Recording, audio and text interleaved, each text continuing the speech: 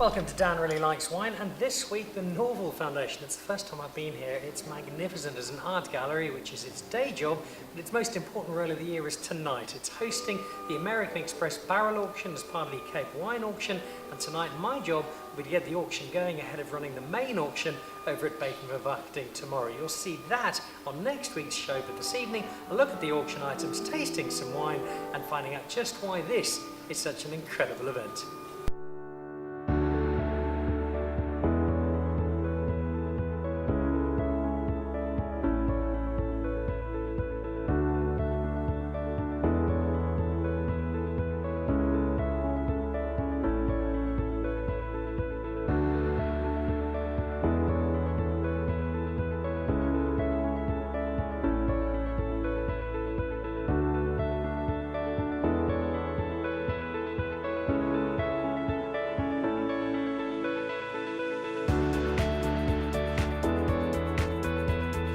I was born in 1978, so I've got no idea what was happening in 1974. The closest I can come to finding that out is tasting what I think will be the most sought-after lot at the barrel tasting tonight.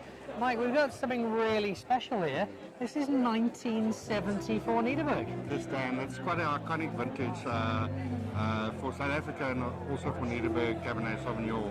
In fact, it was rated by Robert Mondavi in the 80s and again in 1992 as top 10 wines, one of his top 10 wines in the world.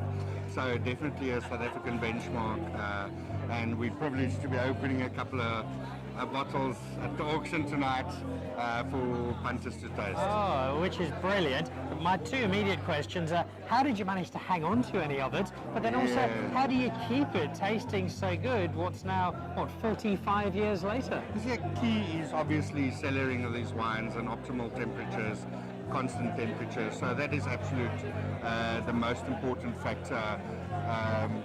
And hanging on to them is, if I'd known there would be so many people here tonight, I might have selected a different vintage. But I'm happy to be able to have the 74. People accuse me always as I'm probably one of the worst salesmen in Distell because I love selling wine, but not too much of it, especially when you get to something like the 74, because we want to make sure that we can continue opening bottles like this for a couple of more decades. Which is extraordinary. I mean, already 45 years is absolutely mad. I can see just from your demeanour how excited you are about this wine.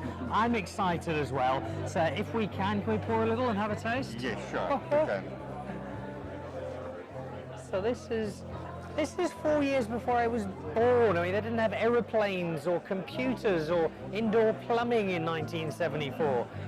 So there you go. I poured quite slowly because we just opened it and there was a bit of sediment. So normally I'd imagine you'd decant this, leave it for a few hours. To be quite honest, I myself haven't tasted the 74 vintage before, and I actually believe that you have to taste the wine to know whether to decant or not. Okay. It wouldn't be an automatic decision. In this case, I didn't bring a decanter just to play it safe, because some of these are really older wines, might last half an hour to an hour, and I've found this with French wines as well. Other ones actually develop further in the decanters. That's something you have to try. All right, well, if you insist, I will try it then. This is proper exciting stuff. If you're a wine geek, actually just if you're anybody, 45-year-old wine. Oh, I could just smell 1974 in this. But it is the nose, you can just feel it's musty and it's old, and there's history to this. So 74, they wouldn't have had any small barrels. This was basically stored in food reserve up to 6,000 litres, so big, just basically for storage more than the wood influence. Minimal wood influence and probably picked slightly greener. Well, it's lasted this long. Let's see what the results are like.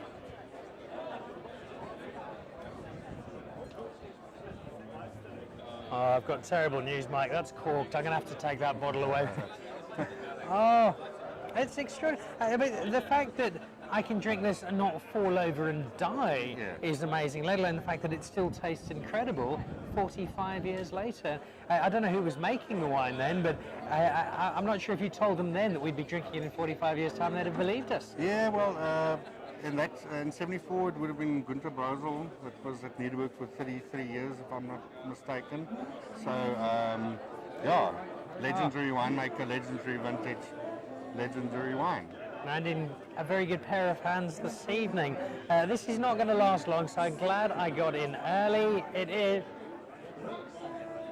You can see from the colour, it's cloudy, it's got that sort of ferrous look to it that comes with age, but my goodness, it's tasting delightful.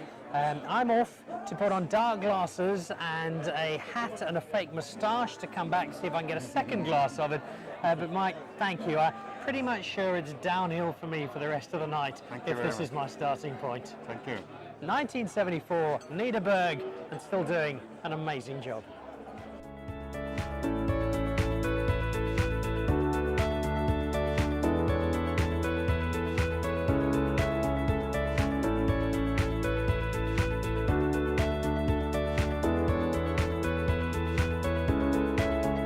We've got a really special evening tonight. It's a beautiful location. The wine is extraordinary. There's some real vintage wine out there for you to taste.